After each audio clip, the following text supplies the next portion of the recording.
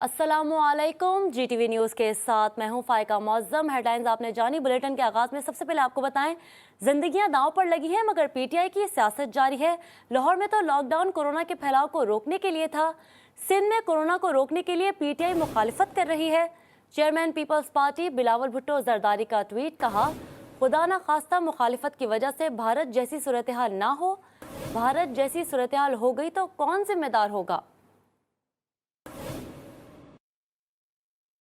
सरबरा NCOC और वफाकी वजीर मनसूबाबंदी असद उमर ने बिलावल भुट्टो को जवाब दे दिया। कहा आखिर आप लॉकडाउन क्यों कर रहे हैं। कहा भारत में लॉकडाउन ने भारतीय मईशत को नाकाबिले तलाफी नुकसान पहुंचाया। वजीर आजम इमरान खान के दूरअंदेश फैसलों का पाकिस्तान को फायदा हुआ। भारत की मईशत 7% कम हो गई है। वो बिलावल भुट्टो की बात से इत्तफाक करते हैं कि कोरोना पर सियासत नहीं होनी चाहिए, लेकिन ये भी देखना होगा कि कोरोना पर सियासत का रोना किसने मचाया हुआ है। वजीर मुमलिकत बराए इत्तलात फारूक हबीब ने बिलावल भुट्टो को जवाब दे दिया। कहा सिंध हुकूमत अपनी नाकामियों की सजा सनतकारों और मजदूरों को ना दे। एक तरफा लॉकडाउन के बजाय NCOC के फोरम से कौमी सतह पर कोरोना वबा से निमटने के हवाले से फैसला साजी को अहमियत देनी चाहिए। इक़्तिदार के नशे में बदमिज़ सिंध हुकूमत के जिम्मेदारों को दिहाड़ीदार तबके की मुश्किलात का एहसास नहीं। लॉकडाउन के फैसले से कबल वज़ीर आला ने डॉक्टर फैसल सुल्तान और असद उमर से मशवरा किया था। मुर्तज़ा वहाब को बयान पर फवाद चौधरी का जवाब, कहा मईशत ऊपर जा रही है तो सिंध हुकूमत लॉकडाउन लगा रही है। मुर्तज़ा वहाब ने कहा कि लाहौर में लॉकडाउन पर पीपल्स पार्टी ने कोई एतराज़ नहीं किया। फवाद चौधरी ने कहा सिंध हुकूमत NCOC के फैसलों के मुताबिक चले। जिस तरीके से जो रिस्ट्रिक्शंस आप लाना चाह रहे हैं उसके नतीजे में सिंध की हुकूमत आम आदमी की मुश्किलात में इजाफा करेगी, रोज़गार जो है उनका वो बैठ जाएगा। जब बोजदार साहब की हुकूमत ने जून के महीने में सख्त फैसले किए थे और लॉकडाउन सख्त अंदाज में लाहौर में लगाया था, तो आपने किसी पाकिस्तान पीपल्स पार्टी के रहनुमा की जानिब से ये सवाल नहीं सुना होगा, कोई प्रेस कॉन्फ्रेंस नहीं देखी होगी कि जी लॉकडाउन उन्होंने गलत लगाया है, ये लाहौर की मईशत के खिलाफ साजिश है, ये लाहौर की आवाम के खिलाफ साजिश है। ना ही कराची में कर्फ्यू जैसी सिचुएशन होनी चाहिए, ना ही इंडस्ट्री को बंद करना चाहिए। आप वैक्सीनेशन के ऊपर जोर दें। जहां पे 100% इंडस्ट्री के अंदर वैक्सीनेशन हो गई है, आप उस इंडस्ट्री को खोलें। जो लोग इस्लामाबाद में बैठे हैं वो कराची के ज़मीनी हक़ाइक़ को नहीं समझ सकते। आप इनफरादी फैसले नहीं कर सकते। वफाकी हुकूमत और NCOC की जो हिकमत अमली है आप उससे बाहर नहीं जा सकते। हमने इसलिए नहीं किया क्योंकि हर जिम्मेदार सियासी जमात को जिम्मेदारी का मुजाहरा करने की ज़रूरत है। हम कोई बोजदार साहब के एडमायरर नहीं हैं, उनके फ़ैन नहीं हैं, लेकिन हाँ चूँकि वक्त की ज़रूरत थी वो फैसला करना। ये बहुत ज़रूरी है कि आप जो भी हिकमत अमली बनाएं वो NCOC की मंजूरी से वफाकी हुकूमत की गाइडलाइंस के ऊपर आप जो है वो बनाएं। जिन लोगों को अपनी पॉइंट स्कोरिंग करनी थी, नुक्ताचीनी करनी थी, उन्होंने बिल्कुल अपने आप को बरियुज़्ज़मा कर दिया। उन्होंने कहा जी हमें तो बताया नहीं गया, ये कागजात बता रहे हैं, ये कागज़ बता रहा है, NCOC का इशू किया हुआ कागज़ बता रहा है कि उनसे रुजू किया गया, उनसे बात की गई। सिविल एविएशन अथॉरिटी ने अंदरूनी मुल्क फ़ज़ाई सफ़र के लिए नया हिदायतनामा जारी कर दिया। अंदरूनी मुल्क सफ़र करने वाले मुसाफिरों को कोरोना वैक्सीनेशन सर्टिफिकेट लाजमी दिखाना होगा। सिविल एविएशन अथॉरिटी के शोबा एयर ट्रांसपोर्ट ने नोटिफिकेशन जारी कर दिया, जिसके मुताबिक 18 साल से ज़ायद उम्र के अफराद वैक्सीनेशन के बगैर अंदरूनी मुल्क सफ़र नहीं कर सकेंगे। बैरून मुल्क सफ़र करने वाले और गैर मुल्की शहरी भी पाबंदी से मुस्तस्ना होंगे, जबकि ऐसे पाकिस्तानी जिनके पास बैरून मुल्क वैक्सीनेशन की दस्तावेज़ात मौजूद हों उन्हें भी इस्तिस्ना हासिल होगा। PIA समेत तमाम निजी एयरलाइंस मुसाफिरों का बोर्ड जारी करने से पहले वैक्सीनेशन सर्टिफिकेट चेक करने की पाबंद होगी। बगैर वैक्सीनेशन सफ़र की इजाज़त नहीं होगी। पाबंदी का इतलाक आज 1 अगस्त से अंदरूनी मुल्क जाने वाली परवाज़ों पर लागू होगा। सिंध हुकूमत का लॉकडाउन 24 घंटे भी नहीं चल सका। वफाकी वज़रा, ताजिर बरादरी और अवामी दबाव काम कर गया। सिंध हुकूमत ने लॉकडाउन की पाबंदियों में नरमी करते हुए डबल सवारी और रेस्टोरेंट्स पर टेक अवे और आउटडोर डाइनिंग की इजाज़त दे दी। दूध, करियाना और मेडिकल स्टोर्स पर से वक्त की पाबंदी भी खत्म कर दी गई है।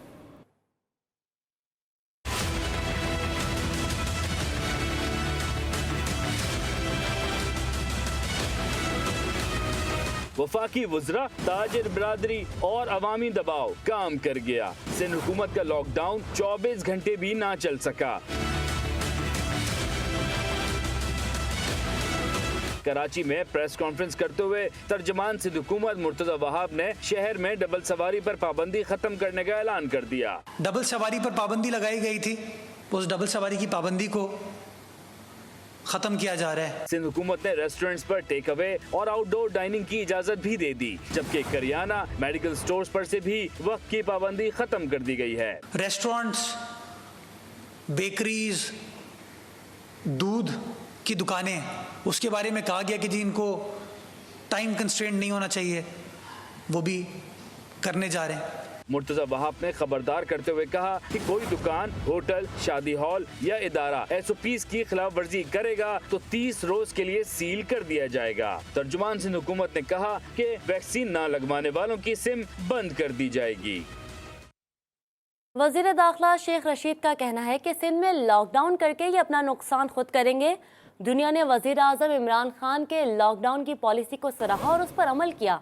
सिंध हुकूमत भी इमरान खान की लॉकडाउन पॉलिसी पर अमल दरामद करे। सिंध में अगर ये लॉकडाउन करेंगे तो अपने लिए खुद नुकसान करेंगे। अगर इस तरह का लॉकडाउन करेंगे, सारी दुनिया ने इमरान खान के स्मार्ट लॉकडाउन को अप्रिशिएट किया है और इसमें कोई हर्ज नहीं अगर तो आप इमरान खान के लॉकडाउन को कॉपी करें। जमात इस्लामी कराची के अमीर हाफिज नईमुर रहमान ने सिंध हुकूमत के लॉकडाउन के फैसले को मुस्तरद कर दिया है और कहा है कि पहले ही आवाम और छोटे ताजिर महंगाई और हुकूमती पॉलिसियों से बदहाल हैं, जबकि सिंध हुकूमत ने अस्पतालों में सहूलियात का इजाफा नहीं किया और कोरोना के अलावा दीगर मरीजों के लिए अस्पताल बंद हो रहे हैं। हाफिज नईमुर रहमान ने कहा कि 3 करोड़ से ज़ायद आबादी का शहर मुकम्मल बंद करना जुल्म है। सिंध हुकूमत ने अभी फैसला किया है कि ये लॉकडाउन इन्होंने मुकम्मल इम्पोज कर दिया है 8 अगस्त तक। ये कह रहे हैं कि हम बंद कर देंगे ताकि जो है वो कोरोना की इस वबा को ब्रेक किया जा सके। ये बात बहुत अच्छी है, लेकिन आप ये बताएं ना कि इस वक्त अस्पतालों की जो सूरत हाल है उसमें आपने उसकी कैपेसिटी को क्यों नहीं आगे बढ़ाया। कोरोना के अलावा भी जो मरीज हैं इस वक्त अस्पतालों में नहीं जा सकते, कोई ले ही नहीं रहा है, मर जाएं ये लोग सारे। मैं समझता हूं कि ये बिल्कुल नहीं होना चाहिए। इस वक्त जो डेली वेजर हैं, जो दुकानदार हैं, जो ताजिर हैं, वो कितने अरसे से परेशानी का शिकार है, दोबारा से कंप्लीट बंद हो जाएगा। आपने कोई ऑल्टरनेट दिया? 1.5 साल से आप इमदाद पे इमदाद लिए चले जा रहे हैं। बजट में आप हमारे टैक्सों के बजट से, खासतौर पर कराची वालों के बजट से पूरा सिंध का बजट बनाते हैं और आप हमसे पैसे लेने के बाद रखते भी हैं, कहां खर्च करते हैं? शहर के वैक्सीनेशन सेंटर में आवाम का रश बढ़ता जा रहा है। सिंध में कोरोना वैक्सीन का जखीरा खत्म होने का खदशा हो गया। कराची के बेशतर वैक्सीनेशन मराकज में साइनोवैक वैक्सीन खत्म हो गई, जबकि साइनोफार्म की सिर्फ दूसरी डोज आने वालों को लगाई जा रही है। खदशा है कि साइनोफार्म का स्टॉक भी जल्द खत्म हो जाएगा।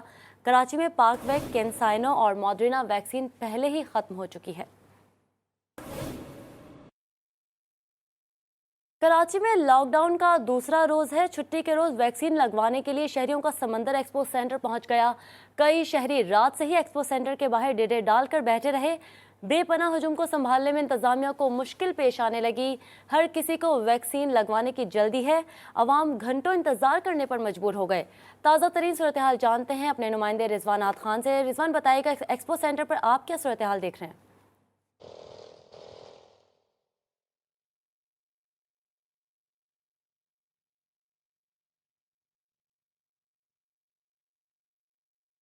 रिजवान, बताइएगा एक्सपो सेंटर पर इस वक्त क्या सूरत हाल देख रहे हैं? कितनी ज्यादा तादाद में लोग वहां मौजूद हैं?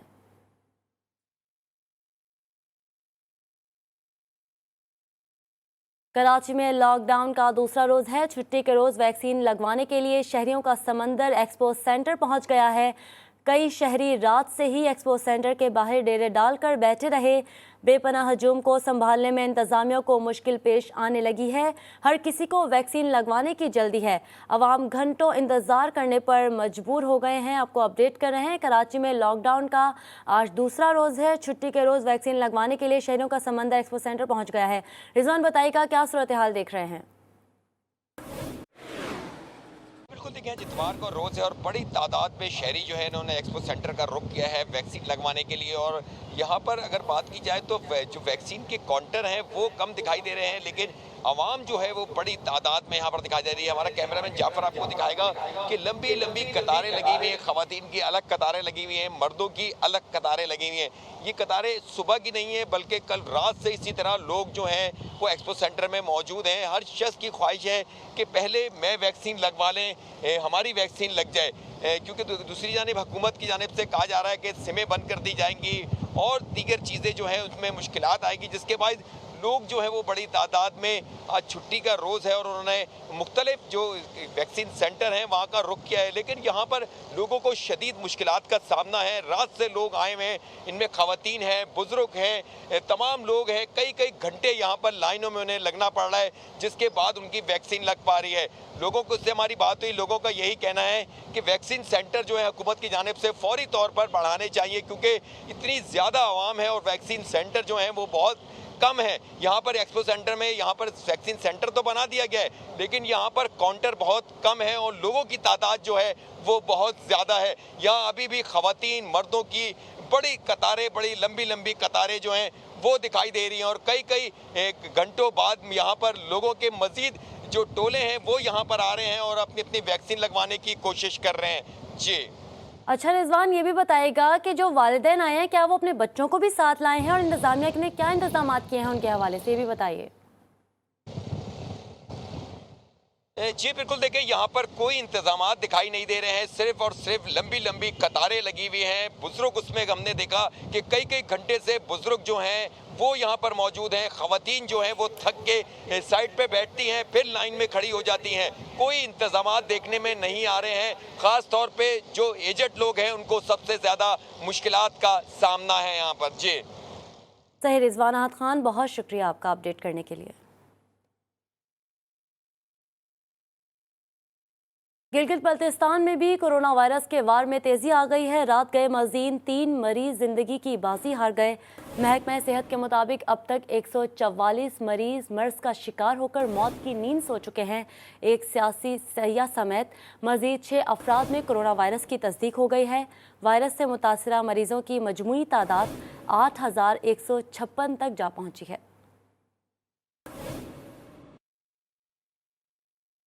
आपका वज़ीर आज़म आपके साथ। वज़ीर आज़म इमरान खान आज से पहर 3 बजे आवाम से बराह रास्त मुखातिब होंगे। वफाकी वज़ीर इत्तलात फवाद चौधरी का ट्वीट, कहा वज़ीर आज़म टेलीफोन कॉल्स और सोशल मीडिया पैगामात के ज़रिए आवाम से गुफ्तगू करेंगे। मानसून बारिशों से इस्लामाबाद का हुस्न मजीद निखर गया। देखने वाले दूर दूर से शहर बेमिसाल का नज़ारा करने पहुंचने लगे। इस्लामाबाद में रहने वालों ने भी हसीन मौसम से मजीद लुत्फ अंदोज़ होने के लिए मारगला की पहाड़ियों का रुख कर लिया। शहरियों ने सुबह सवेरे ट्रेल्स पर हाइकिंग के साथ साफ माहौल को भी खूब इंजॉय किया। मजीद जानते हैं अपनी नुमाइंदा आफ्ताब जहान से। आफ्ताब, बताइएगा। जी बिल्कुल, जैसे कि मानसून बारिशों का सिलसिला जारी है, जिसकी वजह से शहर इक़्तिदार की खूबसूरती जो है वो और निखर गई है। शहर इक़्तिदार में जो सबसे ज़्यादा खूबसूरती है वो तो मारगला की पहाड़ियों की ही है कि और ये सरसब्ज़ शादाब हो गए हैं बारिश के बाद। तो शहर इक़्तिदार के लोग रावलपिंडी के और मुख्तलिफ इलाकों से लोगों ने जो है सुबह सवेरे ही मारगला की पहाड़ियों का रुख किया है। इस वक्त हम मारगला की पहाड़ियों में मौजूद हैं। यहाँ पर हमने देखा है कि बच्चियाँ भी ज़्यादा तादाद में जो है यहाँ पर सुबह सवेरे ही अपनी फैमिली के हमरा जो है यहाँ पे हाइकिंग के लिए आ रहे हैं। लोगों का यही कहना है कि सुबह सवेरे की जो हाइकिंग होती है वो सेहत के लिए भी तो अच्छी होती है, लेकिन जब वो यहाँ पे आते हैं तो वो यहाँ पे पुरसुकून माहौल में जो है वो खुशी जो है वो महसूस करते हैं। लोगों का ये भी कहना है कि वो जब यहाँ पे आते हैं तो यहाँ पे जो खूबसूरती है वो उनको बहुत अच्छी लगती है। तो इस वजह से लोग ज़्यादातर जो लोग हैं वो इतवार के रोज़ जो है वो मारगला की पहाड़ियों का रुख करते हैं। इतवार के रोज मारगला की पहाड़ियों का रुख करते हैं। आफ्ताब जहान हमें अपडेट कर रही थी, शुक्रिया। लाहौरी छुट्टी का भरपूर फायदा उठाते हुए नाश्ते के लिए होटल और ढाबों का रुख किए हुए हैं। बात करते हैं अपने नुमाइंदे वहीद गुज्जर से, जो इस वक्त होटल के बाहर ही मौजूद हैं। वहीद, बताइएगा लाहौरी नाश्ते में क्या पसंद कर रहे हैं और SOPs का भी ख्याल रखा जा रहा है या नहीं? जी बिल्कुल, देखें लाहौरी जो है अमूमन छुट्टी वाले दिन नाश्ता जो घरों से बाहर ही करते हैं और आज भी इस रवायत को बरकरार रखते हुए लाहौरियों की बड़ी तादाद जो है इस वक्त नाश्ते के लिए होटल्स और ढाबों का रुख किए हुए है। आज लग ऐसे रहा था क्योंकि कल जो है कुछ इलाकों में लॉकडाउन लगा था कि शायद खौफ के मारे शायद वो लाहौरी उस तरह से नाश्ते के लिए ना आए, मगर ऐसा कुछ नहीं है। लाहौरी से हमारी बात हुई, उनका कहना था कि हालात कैसे भी हों मगर ये अपने नाश्ते पर जो है कोई कंप्रोमाइज़ नहीं करते। SOPs के तहत जो हमने देखा कि काफ़ी हद तक लाहौरियों ने आज नाश्ते को जो है यहाँ पर लेने के लिए पहुँच चुके हैं। कैमरामैन अगर आपको दिखाए, आप इस साइड पर देख सकते हैं कि बड़ी तादाद में यहाँ पर मौजूद हैं। हर कोई अपने मनपसंद नाश्ते पर खूब हाथ साफ कर रहा है। मगर हमारी कुछ शहरों से बात हुई, उनका ये कहना था कि SOPs के तहत जो है अगर मौसम इसी तरह खुशगवार रहता है, क्योंकि बारिश हुई थी तो मौसम जो है काफ़ी बेहतर है, कदरे बेहतर है, अब उस तरह से नहीं है। इनका ये कहना था कि नाश्ते के बाद जो है ये पार्कों तफरीह गाहों का भी रुख करेंगे, मगर ये पूरी दुनिया में गाहों का रुख करेंगे। वहीद गुजर हमें अपडेट कर रहे थे, शुक्रिया। खेलों के मैदान से आपको बताएं, पाकिस्तान और वेस्ट इंडीज के दरमियान T20 सीरीज का तीसरा मार्का आज होगा। पाकिस्तान ने दूसरे T20 में मेज़बान वेस्ट इंडीज़ को 7 रन से शिकस्त देकर 4 मैचों की सीरीज 1-0 की बढ़तरी से हासिल कर ली। पाकिस्तान ने पहले खेलते हुए 8 विकेटों के नुकसान पर 157 रन बनाए थे।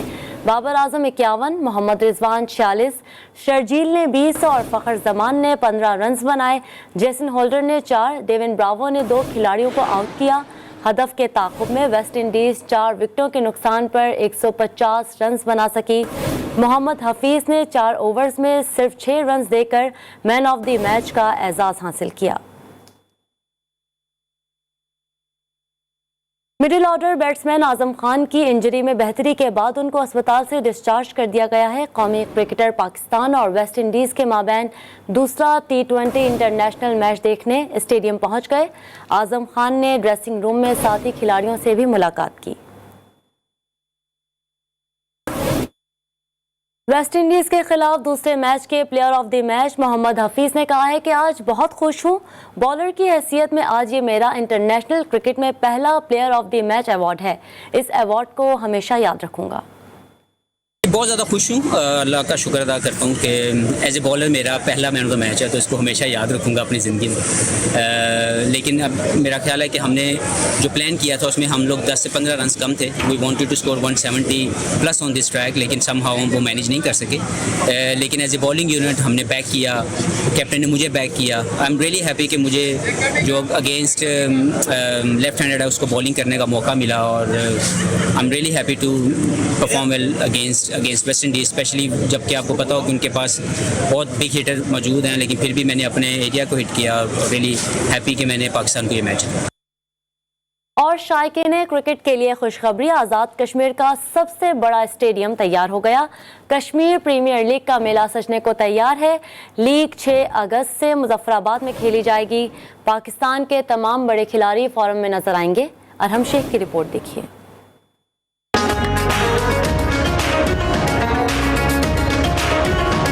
आज़ाद कश्मीर के सबसे बड़े cricket event Kashmir premier league की तैयारियां जोरों शोर से जारी हैं। मुजफ्फराबाद स्टेडियम का काम भी मुकम्मल हो चुका है। अभी आप देख रहे हो कि ग्राउंड की जो है वो तैयारियां तकरीबन मुकम्मल है। कटिंग भी हो रही है, हम हर 2 दिन के बाद कटिंग कर रहे हैं। ग्राउंड तो हमारा रेडी है, बस थोड़ा सा ये बिल्डिंग का आप देख सकते हैं, बिल्डिंग का काम भी स्टार्ट है। स्टेडियम में फ्लड लाइट्स की तंसीब का काम भी मुकम्मल हो गया है। ये आज़ाद कश्मीर का पहला इंटरनेशनल लेवल का स्टेडियम होगा जहाँ कश्मीर प्रीमियर लीग के मैचेस खेले जाएंगे। और अच्छा भी लगा, पाकिस्तान PCB वालों को जो है ना ये एहतमाम में सारा कुछ हो रहा है, और इतनी मेहनत और इतनी काविशों के बाद जो है ना ये ग्राउंड अब मुकम्मल हो चुका है। कश्मीर प्रीमियर लीग 6 अगस्त को शुरू होगी, जिसकी हर टीम में एक इंटरनेशनल खिलाड़ी होगा और शाहिद आफरीदी, शुएब मलिक, फखर जमान और दीगर बड़े खिलाड़ी भी हिस्सा लेंगे। अरहम शेख, जी न्यूज़, मुजफ्फराबाद, आज़ाद कश्मीर।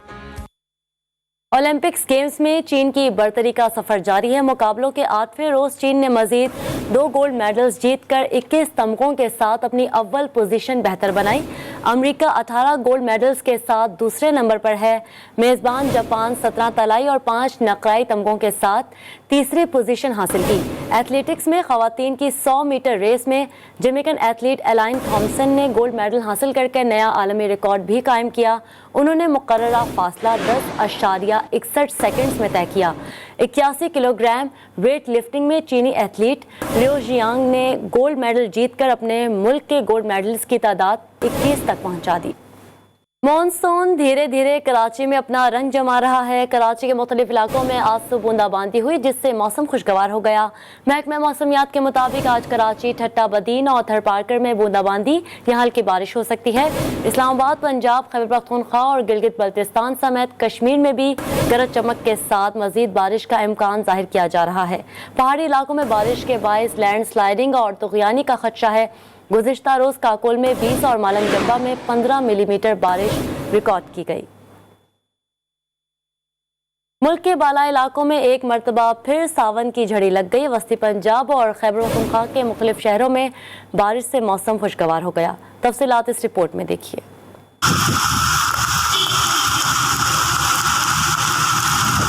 पंजाब में आज अब्रे रहमत से शहरियों की सुबह हुई। वस्ती पंजाब के कई शहरों में जल थल एक हो गया।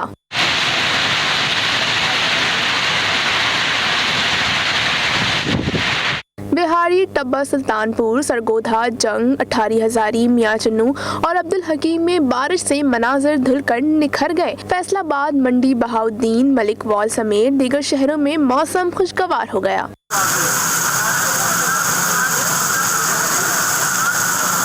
KPK के कई अजला में फिर से सावन का राज है। बनू, शब कदर और दीगर अजला में बारिश से गर्मी काफूर हो गई। एक ब्रेक के बाद हाजिर होंगे हेडलाइंस के साथ। देखते रहिए GTV न्यूज़।